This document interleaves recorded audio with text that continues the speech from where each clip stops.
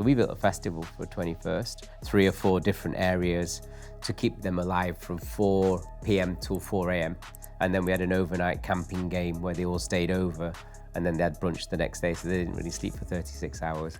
Hi, I'm Raj Samir, I'm the events architect, and I'm reviewing celebrity parties today. Deep Extra. A Halloween-y type party with someone who had some makeup on there and an awful buffet. Yeah, he doesn't look too good either, to be honest.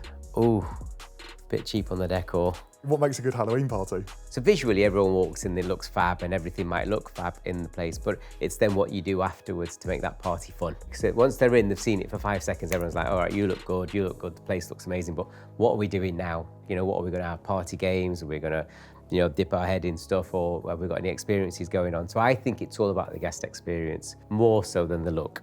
And this party is like an affluent buffet, and you know, one of the hosts have dressed up correctly, and it's more of a kiddie thing, but I don't know what the guest experience after that would be. It's a kids party, so it's probably relatively expensive in comparison to putting a kids party on, but they must have spent maybe 10, 15 grand on, you know, some decor and a buffet, so it's in somebody's house, like, it's not bad. Bit of Bridgerton, and some dancers on a dance floor, but that looked like Bridgerton, and lots of outfits with lots of dresses, and a throne, and a beautiful dress.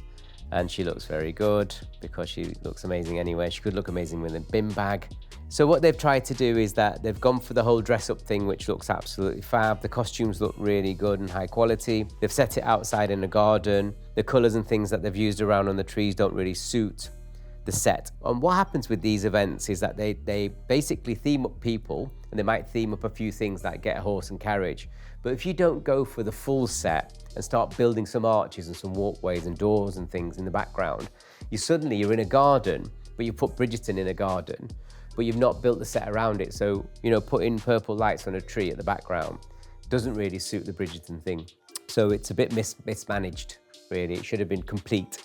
And on someone like that, you'd expect it would have been. Obviously, they've got, you know, it's a great party, nice cake. How much do you think something like that would set her back? So this is American, and you're into hundreds of thousands of dollars straight away. It doesn't look great, but I'm sure they would have spent a lot of money on it. So you're probably in between sort of $200,000 and $300,000. And that one's Bridgerton themed. Are you seeing a rise in those kind of pop culture themed parties? Yeah, we've used Bridgerton a little bit. We've used them with the violins. So we had lots of violins in Paris once. And then instead of playing all the Mozart and stuff and all the Beethoven songs, we got them to play a load of Bridgerton songs. But it could be a bit boring because you see so much of it on TV, and TV do it so well. So if you try and replicate something so well, and then you go and put it in the middle of a garden, it's like, I look better on the TV. So it's a bit tricky to go and replicate something that's done so well. This was quite cool, quite fun, interesting ceiling, great entrance. It was quite powerful, really.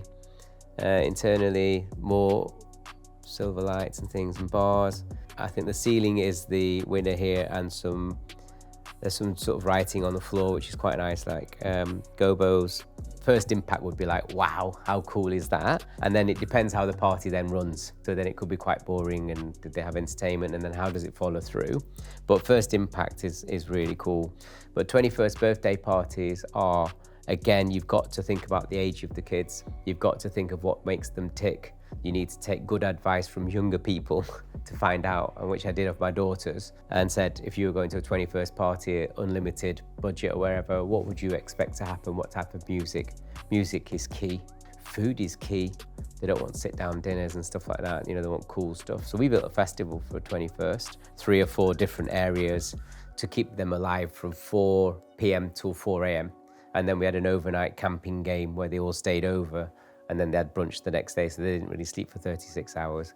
But to keep them active and keep them going, we had to really move them into different areas, like from a forest, and then we ended up in the rabbit hole. It was some crazy rabbit hole where they had to go through a ball pool pit and a slide to get in it, and you know, it was mad. And that was at midnight, because that went on till 4 in the morning. So impact of this is fantastic, looks really good, very lavish, very American, big, brash, white, you know, big entrance and everything. Price tag on that one, Rod? What do you think? This looks really expensive. That ceiling alone would probably be about 200 grand. You know, you could be up to $1 million here. So I think we're in a courtyard of a hotel with a swimming pool, an awful ballroom where they're having the disco. So they seem to be showing a pool area where it's got some balloons there, you know, happy birthday Paris. The internal disco with the black carpeted stage area and black speakers just looks like you were in a 1970s wedding at the Marriott Hotel. God knows what they've done there. She's got some big balloons in that one. How important are balloons to a party, Raj? All she's done is those, you know, you can go to, what's it called, Cardcraft and buy them for £10 each, can't you, and blow them up. So I'm not sure. How much for that one? Probably 50 quid. No, I don't know. I can't, there's not enough there. The bits I'm seeing are really not great. Really nice event, looks cool. Everyone obviously had a dress code, which looks cool. They're obviously out in the sun somewhere. Looks expensive, looks fun. The villa looks incredible. The singers must be famous, and a fantastic firework display. CEOs and entrepreneurs are really particular about their events and their parties, because first of all, it's portraying them as an individual and how people know them as a character, so they definitely want to put their character forward. If they do a particular thing in life and people know them for it, it needs to be shown there. He might have a special drink that he always drinks, so everyone will have a Negroni, for example. The detail on this looks so good. Like, you know, the lighting and the way he's bought this villa, it might be his own villa. You can see detail in here already because he's either got a fantastic party planner or he's pretty into detail himself. It'd be interesting to know what type of business he does. And you can tell that this is more of a businessman's party. Probably $500,000 to $1 million. If that's his villa, happy days. But the orangery itself, to put like these glass orangeries up, you know, they can run into a couple of $100,000, you know, so you soon tack up, honestly. Then you go into lighting and production, and then you go into entertainment, and then you start building infrastructure and green rooms, and you can go into $1 million really quickly. This is the one and only. We've got a load of Christmas trees and lights inside a building. We're walking through a load of trees right now, and then we've gone into one of the main lounge areas where there's another Christmas tree, but a lot brighter. This looks like someone who decorated the White House a couple of years ago and then got bollocked for it. I can't remember who it was. I remember seeing the White House and they put 1 million trees in there that year. Do you do Christmas parties or a Christmas theme? So we dress people's houses for Christmas.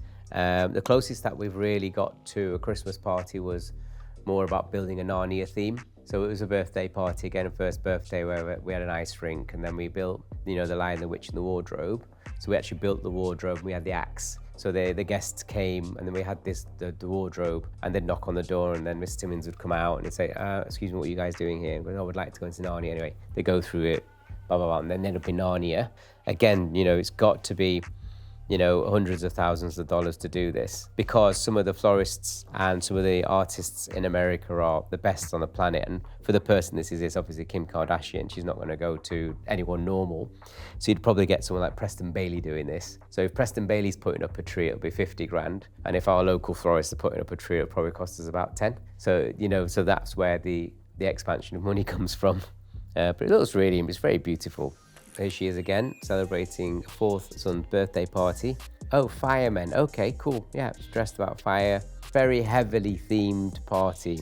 You even got a fire engine there, taking all the kids around, which is very cool because, again, guest experience. I know kids are guests, but fun, fun, fun. How important is social media now in thinking about a party that you're planning? Because everyone looks up to Kim Kardashian. Even over the years, we've looked at her parties and most of them have been cutting edge. There'll be a certain aspect of a party, say from 3, 4, 5 years ago, when she did something with crystals or she did something with the roof, and we're like, oh my God, that was amazing. I think she did the first balloon wall sculpture or something like 10 years ago. Like, she's definitely cutting edge. She's got some great planners and great designers behind her. People are looking to her for inspiration. This is not her game, but she's done a very good job of it. It's really important for her to keep her persona of being the creator, and you will follow what I do, basically. You know, there's not much production here. So there are the fire trucks and some really beautiful buffets and things, and it's done, and they've got some doorways built and some production and stuff like that. But if we were putting it together, then you'd probably be like $300,000-400,000. Maybe it would have been $250,000. I really don't know. But she's got individual outfits for all the kids. You know, it's really beautifully put together. Hopefully it ran really well and the kids had a great time. But this is showing also that the parties that you've picked up on Instagram are Kim Kardashian's parties, because she makes a point of trying to make them different, and maybe not many celebrities do. Recently, Madonna tried to, did a party, and it was in Pompeii or something, or in the ruins and stuff. Like, they are thinking about having unusual parties, but I think she goes out of her way. Everything needs to be themed, and everything needs to be nice, and everything needs to be coordinated. But the kids need to have a good time again. We see lots of people sharing babies' first birthday parties now on their social media. Yeah. Who are they for? Are they for the family and the parents? Are they, obviously the baby's not going to remember them. But... Yeah, this never, it surprises me. Like we did, the kids were only 17 yesterday, and we did their first birthday party back in the day. And we put this gorgeous marquee up, and we built, it was all about the woods and walking through the woods and, Teddy Bear's Picnic. So we based it around that and the music and everything else. We built trees out of tables and stuff. And it's true, the kids are too young to understand it. We have a ball pit for 1 to 3 year olds, and that's where all of the 1 year olds are. Then we have like another area which could be like from 4 to 7. And then we have another area which is 7 to 11, where you used to have all the Sega things and all the Formula One and the simulators and things like that. So we actually build 3 or 4 different games areas for the age of the kids. Then you have an adult area, adult disco, adult bar. Obviously there needs to be loads of booze and lots of good food. So you do end up you're basically running a party with 5 parties in it, because you're running a kiddie party, you're running a junior party, you're running a teenage party, you're running an adult party over there, and then you're trying to coordinate it all in the middle. And then you have central entertainment where everyone joins in. So there was an act or another act or, so and so. So yeah, it becomes quite complicated really to keep everybody happy from 2 till 7. So there's a massive thought pattern that goes into it to make sure that you as a human being, and whatever age you're at, you're having a great time from 2 till 7. Can't just concentrate on the babies, can't just concentrate on the 14-year-olds. And if I've got Mr. Clown over there entertaining the kids, then that sound will affect the DJ sound that's going out for the adults. So it's really complicated putting a proper first birthday party together. Generally for the parents, generally for them to sort of say, we've got our kids, they're 1 year old, let's celebrate. It's a party, isn't it, for the adults really?